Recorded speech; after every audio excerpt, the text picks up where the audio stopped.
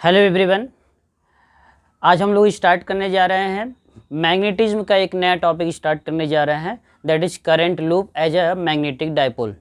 हम लोगों ने प्रीवियस क्लास में इलेक्ट्रिक डायपोल के बारे में स्टडी किया था कि अगर हमारे पास दो चार्ज हैं और दोनों के मैग्नीट्यूड सेम है, साइन अपोजिट है और स्मॉल डिस्टेंस पर रखे हुए हैं, तो उस सिस्टम को हम नाम देते हैं इलेक्ट्रिक डायपोल।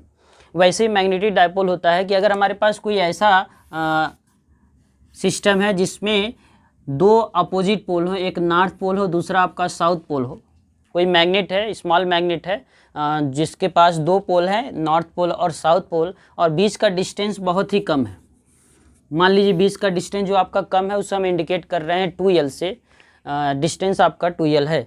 इस कंडीशन में इसका जब हम मान लेते हैं कि नॉर्थ पोल और साउथ पोल का जो स्ट्रेंथ है वो आपका स्मॉल m है।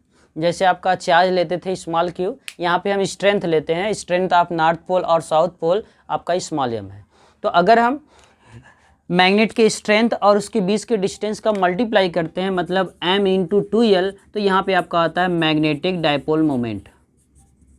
Magnetic dipole moment, magnetic dipole moment आपका किसके इक्वल आता है? m into 2L। मतलब यम आपका यहाँ पे मास नहीं है, यम आपका क्या है? नॉर्थ पोल और साउथ पोल का स्ट्रेंथ होता है कि वो कितना ज़्यादा आपका किसी भी आयरन पीस पर फोर्स लगा सकता है। उस स्ट्रेंथ को अगर हम बीच के डिस्टेंस का मल्टीप्लाई कर देते हैं तो इसे नाम दिया जाता है मैग्नेटिक डायपोल मोमेंट। एक मैग्नेट के लिए ऐसा होता है। लेकिन अगर आपको ये बोला जाए करंट लूप के लिए, मतलब अगर मैं मान लूँ कि मेरे पास इस प्रकार से एक आपका सर्कल में आपका इलेक्ट्रिक करंट का फ्लो हो रहा है कैपिटल I, और इस सर्कल का जो रेडियस है स्मॉल r है, और जिससे इसका एरिया हम सपोज कर लें कैपिटल A है। सर्कल का एरिया कैपिटल A है और इस सर्कलर में आपका करंट का फ्लो इस प्रकार से फ्लो हो रहा है।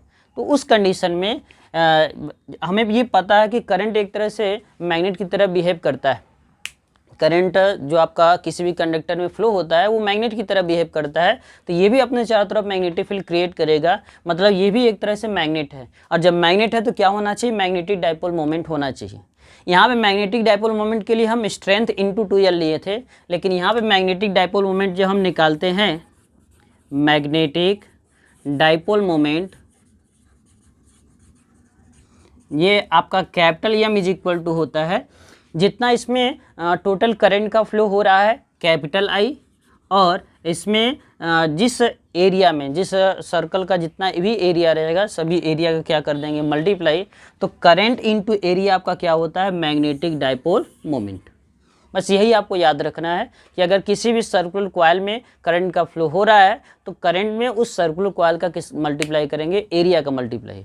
सर्कुलर कॉइल के एरिया में करंट का मल्टीप्लाई करते हैं तो उसे बोला जाएगा मैग्नेटिक डायपोल मोमेंट। मतलब product of electric current and area of this current loop, या जो भी लूप आपको दिया रहे। उसके बाद अगर ये मान लें कि इसमें नंबर ऑफ जो टर्न है, ये मैंने मान लिया कि एक बार आपका एक ही वायर है, ऐसे कई सारे वायर हो सकते हैं। अगर ये मान लिया जाए if the number of turn of the wire आपका कितना हो? स्मॉल n हो, small n number of turn रहे, उस कंडीशन में फार्मूला बन जाता है m is equal to NIA। ये आपका मैग्नेटिक डायपोल मोमेंट होता है कि एक अगर वायर रहेगा सर्कल में तो उसे I इंटू A बोलेंगे, अगर n वायर आपका सर्कल में रहेंगे तो फार्मूला मिल जाएगा NIA। इसी तरीके से नेक्स्ट मैं अभी स्टार्ट करूंगा, नेक्स्ट वीडियो में आपको बताऊंगा कि अगर किसी भी इलेक्ट्रॉन को एक सर्कल में रोटेट कराया जाए, घुमाया जाए, सर्कुलर मोशन कराया जाए, तो वो भी आपका एक मैग्नेटिक डायपोल मोमेंट क्रिएट करता है। तो कितना क्रिएट करता है वो हम नेक्स्ट वीडियो में स्टार्ट करेंगे। Thank you.